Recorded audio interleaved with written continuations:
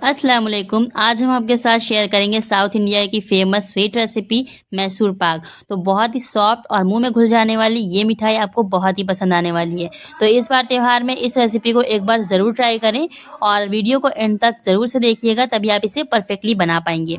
कर्नाटक मैसूर की बहुत ही popular dessert है जो कि बहुत ही जल्दी बन जाती है और सिर्फ 3 चीज़ों से आप बना सकते हैं बहुत ही सॉफ्ट मुंह में घुल जाने वाला मैसूर पाक। मेनली ये 2 काइंड का होता है, एक सॉफ्ट मैसूर पाक और एक जालीदार मैसूर पाक। तो आज हम सॉफ्ट मैसूर पाक की रेसिपी शेयर करेंगे। तो चलिए इसको बनाना स्टार्ट करते हैं। सबसे पहले मैसूर पाक बनाने के लिए हमें चाहिए यहाँ पर 1 कप बेसन। तो इस पूरी रेसिपी को बनाने के लिए आप घर का कोई भी कटोरी या कप सेट कर लीजिए। पूरा जो मेजरमेंट है आप उसी से कर सकते हैं। जब आप इस मेथड को फॉलो करके मैसूर पाक बनाएंगे तो आपका जो मैसूर पाक है बिल्कुल परफेक्ट और बहुत ही ज़्यादा डिलीशियस बनेगा। तो सबसे पहले गैस पर रखेंगे हम एक पैन और उसमें डाल देंगे ये जो बेसन हमने लिया है और इसे हम ड्राई रोस्ट करेंगे लो फ्लेम पर। तो बिल्कुल लाइट रोस्ट करना है, हमें इसका कलर बिल्कुल भी चेंज नहीं करना है। तो कंटिन्यूअसली स्टर करते हुए चलाएंगे हम इसे। तो लो फ्लेम पर लगातार चलाते हुए जब हम इसको भूनेंगे तो बहुत ही अच्छी सी इसमें स्मेल आना शुरू हो जाएगी। तो यहाँ पर जब तक इसमें बहुत अच्छी सी खुशबू ना आना शुरू हो जाए जब तक के लिए हमें इसको रोस्ट करना है। तो गैस की फ्लेम को बिल्कुल लो रखेंगे और हमें इसे बहुत ज़्यादा कुक नहीं करना है, ना ही इसका कलर चेंज करना है, क्योंकि अगर ये ब्राउन हो जाएगा तो फिर मैसूर पाक का जो कलर है वो चेंज हो जाएगा और ये ज़्यादा मज़ेदार भी नहीं लगेगा। और अगर यहाँ पर हम इसको कम भूनेंगे बेसन को तो क्या होगा कि हमारा जो मैसूर पाक है उसमें एक कच्चापन लगेगा, जिससे कि भी यह डिलीशियस नहीं लगेगा। तो बिल्कुल परफेक्टली हमें इसको कुक करना है और तो बिल्कुल लो फ्लेम पर लगातार चलाते हुए हमें इसको भूनना है। तो हमें बेसन को बस इतना भूनना है कि इसमें का कच्चापन निकल जाए और इसमें एक बहुत ही अच्छी सी स्मेल आना शुरू हो जाए। तो बहुत ही अच्छी सी खुशबू आने लगेगी, तब तक के लिए हमने इसको भून लेना है। तो यहाँ पर बहुत ही अच्छी तरीके से ये भुन चुका है। अब हम इसको एक बाउल में ट्रांसफ़र करेंगे और इसको हम एक छलनी लगाकर छान लेंगे। तो यहाँ पर मैंने एक बॉल ले लिया है और इसके ऊपर मैं यहाँ पर चन्नी रखूंगी और इसके बाद हम यहाँ पर जो बेसन था उसको हम यहाँ पर इसमें छान लेंगे। तो यहाँ पर 2 तरह के मैसूर पाक होते हैं। एक सॉफ्ट मैसूर पाक होता है जिसे घी मैसूर पाक कहते हैं, जो कि आज हम बना रहे हैं, और एक मैसूर पाक होता है हार्ड जालीदार मैसूर पाक, जिसको बनाना बहुत टिपिकल होता है, हर कोई उसे नहीं बना सकता। तो ये रेसिपी बहुत ही आसान है, जो कोई आसानी के साथ बनाना चाहता हो तो बहुत ही ज़्यादा टेस्टी और मुँह में घुल जाने वाली ये रेसिपी है, जिसे हर कोई बहुत ही आसानी के साथ और बहुत कम सामान में बना सकता है। तो बेसन को रोस्ट करने में यहाँ पर मैक्सिमम आपको 5 से 7 मिनट लगेंगे और ये अच्छी तरीके से ड्राई रोस्ट हो जाएगा। तो सॉफ्ट मैसूर पाक बनाने के लिए आपको इसे छानना बहुत ज़रूरी है बेसन को। इससे क्या होगा, जो आपका मैसूर पाक है ये बहुत ही सॉफ्ट बनेगा और साथ में इसमें कोई भी गुठलियाँ या फिर लम्स नहीं आएंगे। तो लम्प फ्री अगर मैसूर पाक बनाना है तो इसे छानिएगा ज़रूर से। तो यहाँ पर मैंने सारा बेसन छान लिया है अच्छी तरीके से। अब हम इसमें अपना सेकेंड इंग्रेडिएंट यानी कि घी ऐड करेंगे। तो आप यहाँ पर देसी घी का भी इस्तेमाल कर सकते हैं या फिर डालडा या फिर वनस्पति घी और रिफाइंड ऑयल का भी इस्तेमाल कर सकते हैं, या फिर आधा घी आधा तेल भी इस्तेमाल कर सकते हैं। तो यहाँ पर मैंने आधा घी और आधा तेल लिया है। तो अब हम इसको इसमें ऐड कर देंगे। तो आधा कप यहाँ पर मैंने घी और तेल का मिक्सचर लिया है, जिसको हम डालकर इसमें अच्छे से विस्क करेंगे और अच्छी तरीके से हम इसे मिक्स कर लेंगे। तो यहाँ पर हम सॉफ्ट मैसूर पाक यानी कि घी मैसूर पाक बना रहे हैं, जिसमें घी अच्छी खासी अमाउंट में जाता है। तो यहाँ पर जितना बेसन होता है उतना ही घी जाता है और इतनी ही शक्कर जाती है। तो एक बहुत ही सिंपल सा रेशियो है, इक्वल अमाउंट में तीनों चीज़ें जाती हैं। तो यहाँ पर अच्छी तरीके से मिक्स करके हमें इसका एक लम्प फ्री घोल तैयार कर लेना है। तो यहाँ पर टोटल 1 कप घी यूज़ होगा, जिसमें से आधा कप घी मैंने यहाँ पर ऐड किया है। आधा कप घी का इस्तेमाल हम बाद में करेंगे। तो यहाँ पर आप जिस भी कटोरी या कप से आपने बेसन लिया था उसी से आप घी लेंगे, तो इक्वल रेशियो लेंगे। तो यहाँ पर घी और बेसन का जो घोल है वो तैयार हो गया है बिल्कुल परफेक्टली। अब हम यहाँ पर एक बॉक्स लिया है मैंने यहाँ पर, आप चाहें तो कोई ट्रे भी ले सकते हैं या जिस चीज़ में भी आप चाहें इसको जमाने के लिए ले सकते हैं। तो यहाँ पर इसमें मैंने थोड़ा सा ऑयल अप्लाई किया था और इसके बाद ग्रीसिंग ब्रश की हेल्प से हम इसको चारों तरफ अच्छी तरीके से फैला लेंगे। तो यहाँ पर अच्छी तरीके से हम इसको ग्रीस करके एक साइड में रख देंगे। बाद में हमें इसमें ही मैसूर पाक को जमाना है। तो आप कोई केक टिन या फिर कोई भी ट्रे जिसमें आप बर्फ़ी या मिठाई जमाते हैं वो ले सकते हैं यहाँ पर। तो यहाँ पर इसको हम एक साइड में रख देंगे। अब हम एक कढ़ाई लेंगे और इसे गैस पर रख देंगे और यहाँ पर हम डालेंगे 1 कप शक्कर। तो जितना हमने बेसन लिया था उतना ही हम यहाँ पर शक्कर लेंगे और उसी कप से नापकर आधा कप हम यहाँ पर पानी ऐड कर देंगे और इसे लगातार चलाते हुए पकाएंगे जब तक शक्कर अच्छे से मेल्ट ना हो जाए। तो यहाँ पर हमें 1 तार से कम की चाशनी चाहिए। तो लगातार इसको लो फ्लेम पर हम लगातार चलाते हुए पकाएंगे। तो बहुत ज़्यादा पानी ऐड नहीं करेंगे, बस सिर्फ आधा कप ऐड करना है और लो मीडियम फ्लेम पर इसे घुलने तक के लिए हमें इसको पका लेना है। और यहाँ पर हम पूरे एक तार की चाशनी नहीं तैयार करेंगे, एक तार बनने से पहले ही हम यहाँ पर बस चाशनी हमारी तैयार हो जाएगी और हम बेसन का घोल ऐड करेंगे। तो यहाँ पर देख लीजिए शक्कर अच्छी तरीके से मेल्ट होने लगी है। तो यहाँ पर जो हमें चाशनी तैयार करनी है वो पूरी एक तार की तैयार नहीं करनी है, ऑलमोस्ट एक तार आने से पहले पहले ही हमें चाशनी तैयार हो जाएगी। तो यहाँ पर लगातार चलाते हुए लो मीडियम फ्लेम पर हम इसे पकाएंगे। इस तरह से जब झाग आने लगेगा तब हम इसके तार को चेक करेंगे। तो बस इसमें हल्का सा चिपचिपापन आ जाए, जिस तरह से शहद में होता है उस तरह का बस। तो एक तार पूरा नहीं बनना चाहिए, उससे पहले ही हमारी चाशनी तैयार हो जाएगी, क्योंकि अगर हम एक तार बनाने के बाद बैटर ऐड करेंगे तो क्या होगा, ये बहुत ज़्यादा गाढ़ा हो जाता है, जिससे कि ये बहुत हार्ड हो जाता है। तो यहाँ पर एक तार पूरा नहीं बनना चाहिए, उससे पहले ही हमारी चाशनी बनकर रेडी हो जाएगी। तो यहाँ पर इस तरह से हम जब झाग बनने लगेगा तो इसको चेक करेंगे। तो ठंडा करने के बाद जब हम इसको उंगलियों के बीच में रखेंगे तो इस तरह से देखिए, ये पूरा तार नहीं बन रहा है, बीच से टूट रहा है, इस तरह का तार बनना चाहिए। पूरा अगर तार बनेगा तो फिर यहाँ पर ये गाढ़ा हो जाएगा, जिससे कि ये हार्ड हो जाएगा, सॉफ्ट मैसूर पाक आपका नहीं बनेगा। तो यहाँ पर जो हमारा चाशनी है अच्छे से रेडी हो गई है। अब हम जो यहाँ पर बैटर लिया था हमने, इसको इस तरह से मिक्स कर लेंगे और एक हाथ से हम बैटर डालते जाएंगे, जो घोल है हमने तैयार किया था, और दूसरे हाथ से लगातार इस तरह से हम चलाते जाएंगे।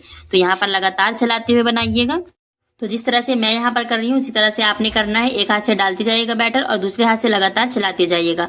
तो चाशनी और बैटर को अच्छी तरीके से हमने मिक्स कर लेना है। तो यहाँ पर आप देख सकते हैं कितनी अच्छी तरीके से इवनली ये मिक्स हो गया है। तो जब ये इस तरह से चाशनी में मिक्स हो जाएगा उसके बाद आधा कप घी हमें और ऐड करना है। तो आधा कप घी हमने यहाँ पर ऐड किया था जब हमने बेसन का मिक्सचर तैयार किया था वहां पर, और आधा कप घी हम यहाँ पर इस्तेमाल करेंगे। तो इसे हम एक साथ नहीं डालेंगे, थोड़े थोड़े बैचेस में डालेंगे, 3 से 4 बैचेस में हम इसको यूज करेंगे। तो थोड़ा थोड़ा करके घी डालते जाएंगे, जब ये बैटर एब्जॉर्ब कर लेगा उसके बाद दोबारा से फिर ऐड करेंगे। तो यहाँ पर लगातार चलाते हुए हम इसको पकाना है ताकि ये बिल्कुल भी जलने ना पाए। तो आधा कप घी हमने यहाँ पर ले लिया है, जिसमें से हम 2-2 चम्मच इसमें ऐड करते जाएंगे और इस मिक्सचर को हम पकाते जाएंगे। तो यहाँ पर जब ये घी अच्छी तरीके से एब्जॉर्ब कर लेगा, जब हम दूसरा बैच घी का ऐड करेंगे, तो यहाँ पर 2 चम्मच मैंने डाला था और इसे लगातार कंबाइन कर रही हूँ मैं अच्छी तरीके से। तो यहाँ पर आप देख सकते हैं कितनी अच्छी तरीके से ये मिक्स हो गया है। तो सेकंड बैच का घी हम जब तक ऐड नहीं करेंगे जब तक ये फर्स्ट बैच वाला घी अच्छी तरीके से बेसन में एब्जॉर्ब ना हो जाए। तो आप देख सकते हैं बिल्कुल भी घी नहीं दिख रहा है, तो अब हम दूसरा बैच घी का यूज करेंगे और 2 चम्मच हमने यहाँ पर फिर घी ऐड कर दिया और फिर तो लो फ्लेम पर लगातार चलाते हुए पकाइएगा, ये सारा घी अच्छे से एब्जॉर्ब कर लेगा। तो यही असली तरीका है घी मैसूर पाक बनाने का। थोड़ा थोड़ा घी हम ऐड करते जाएंगे और इसे अच्छी तरीके से कंबाइन करते जाएंगे। तो लो फ्लेम पर लगातार हाथ चलाते हुए आपको इसे पकाना है। तो यहाँ पर तीसरा बैच भी घी का हमने ऐड कर दिया है और इसे फिर से हम अच्छे से कंबाइन करेंगे जब तक ये सारा घी एब्जॉर्ब ना कर ले। तो यहाँ पर आपको घी गर्म करके ऐड नहीं करना है, बस रूम टेम्परेचर का घी हो बस वही आपको ऐड करना है यहाँ पर। तो यहाँ पर घी या फिर ऑयल कितना लगेगा ये डिपेंड करेगा आपके क्वालिटी ऑफ बेसन पे। तो यहाँ पर मैंने जितना घी डाला था वो सारा का सारा एब्जॉर्ब हो गया है। तो इस तरीके से लो फ्लेम पर पकाने से जो हमारा बेसन है वो अच्छी तरीके से भुन भी जाएगा और बहुत ही सॉफ्ट और डिलीशियस हमारा घी मैसूर पाक बनकर तैयार होगा। तो यहाँ पर लास्ट बैच भी हम घी का ऐड कर दे रहे हैं। तो यहाँ पर अच्छी तरीके से हमने इसको बहुत ही अच्छी तरीके से मिक्स कर लेना है। तो अब आप देख सकते हैं ये इकट्ठा सा होना शुरू हो गया है और पैन को इसने छोड़ना शुरू कर दिया है और बहुत ही अच्छा सा फ्लोई कंसिस्टेंसी का हमारा जो बैटर है ये इस तरह का हो गया है। और जब हम इसको इस तरह से देखेंगे सेपरेट करना शुरू हो गया है पैन को, यानी कढ़ाई को इसने छोड़ना शुरू कर दिया है और घी भी अच्छी तरीके से एब्जॉर्ब कर लिया है। तो जब इस तरह से ये पैन को छोड़ने लग जाए तो समझ लीजिए हमारा घी मैसूर पाक बनकर रेडी हो गया है। तो इस मेथड को फॉलो करके बहुत ही आसानी के साथ सिर्फ 3 चीज़ों से आप घर पर सॉफ्ट मैसूर पाक बना सकते हैं। तो इसको चेक करने का एक और तरीका है कि रेडी हुआ है या नहीं। तो यहाँ पर आपने फिंगर्स पे इस तरह से थोड़ा सा पोर्शन लेना है इस बैटर का और इसे अपनी उंगलियों पर अच्छी तरीके से रोल करना है। तो थोड़ा सा ठंडा हो जाए तभी इसे लीजिएगा और इस तरीके से फिंगर्स पर गोल गोल घुमाइएगा।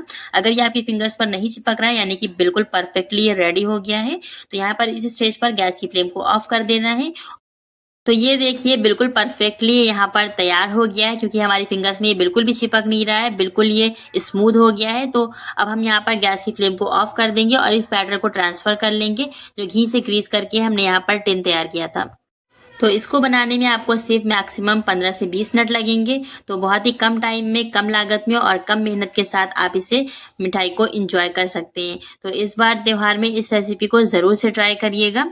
तो यहाँ पर इस बैटर को हम यहाँ पर ट्रांसफ़र कर देंगे और तो देखने में कितना ज़्यादा माउथ वाटरिंग लग रहा है। अभी आपको ये पतला लग रहा है, लेकिन जब ये सेट हो जाएगा तो बहुत ही अच्छी तरीके से ये इसके पीसेस आप निकाल पाएंगे। तो यहाँ पर इसको अच्छी तरीके से टैप टैप कर लेंगे और इसके बाद हम इसको आधे घंटे के लिए सेट होने के लिए रख देंगे। तो यहाँ पर मैंने इसको अच्छी तरीके से स्पून से लेवल अप कर लिया है।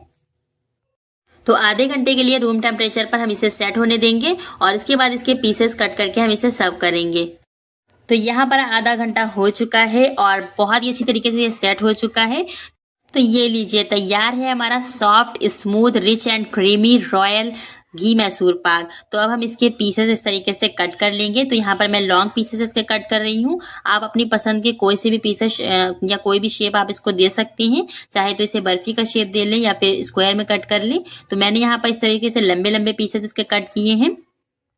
तो बहुत ही सॉफ्ट और स्मूदी और रॉयल हमारा घी मैसूर पाक बनकर तैयार हुआ है। तो मेरे काटने से ही आपको पता चल रहा होगा कितना ज़्यादा ये सॉफ्ट बनकर तैयार हुआ है।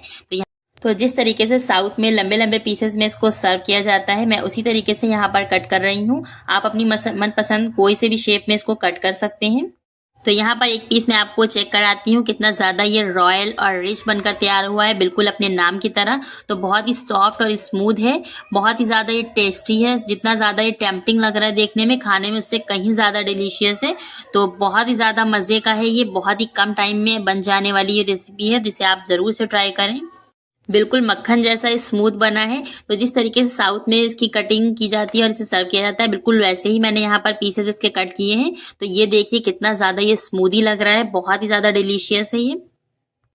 आप चाहे तो इसे ड्राई फ्रूट या किसी भी चीज़ से, अपनी मनपसंद चीज़ से इसको गार्निश कर सकते हैं, लेकिन ये इसी तरह से इतना ज़्यादा मज़े का लगता है कि आपको किसी और चीज़ की ज़रूरत ही नहीं पड़ेगी। तो यहाँ पर मैं आपको इसका टेक्सचर दिखाती हूँ, कितना ज़्यादा ये परफेक्टली बना है। तो ये लीजिए, यहाँ पर देख लीजिए कितना ज़्यादा ही सॉफ्ट बना है। मैं इसे तोड़ कर दिखाती हूँ। बहुत ही ज़बरदस्त इसका टेक्सचर है, बहुत ही सॉफ्ट बना है, मुंह में घुल जाने वाला, और देखने में भी ये बहुत ज़्यादा प्यारा लग रहा है। आप इसे एक बार खाएंगे तो आप मिल्क केक को साइड पर कर देंगे, ये इतना ज़्यादा आपको पसंद आने वाला है। तो बहुत ही ज़्यादा डिलीशियस घी मैसूर पाक हमारा बनकर तैयार हो गया है। आप इस रेसिपी को एक बार ज़रूर से ट्राई करें और मुझे कॉमेंट सेक्शन में अपना फीडबैक दें। अगर आपको मेरी रेसिपीज़ अच्छी लगती हैं तो वीडियो को लाइक करें, और अगर मेरे चैनल पर पहली बार विजिट किया है तो इसे 1 टाइम सब्सक्राइब करना बिल्कुल मत भूलें। सब्सक्राइब बिल्कुल फ्री में होता है, तो इसे एक बार ज़रूर सब्सक्राइब करें, जिससे कि मेरी सारी वीडियोज़ की नोटिफिकेशन सबसे पहले आपको मिलेंगी। अपने फैमिली और फ्रेंड्स में शेयर करना बिल्कुल मत भूलिएगा। मिलते हैं ऐसी ही किसी नई रेसिपी के साथ, तब तक अपना ढेर सारा ख्याल रखिएगा, दुआओं में याद रखिएगा। Thanks for watching the video. अल्लाह हाफिज़।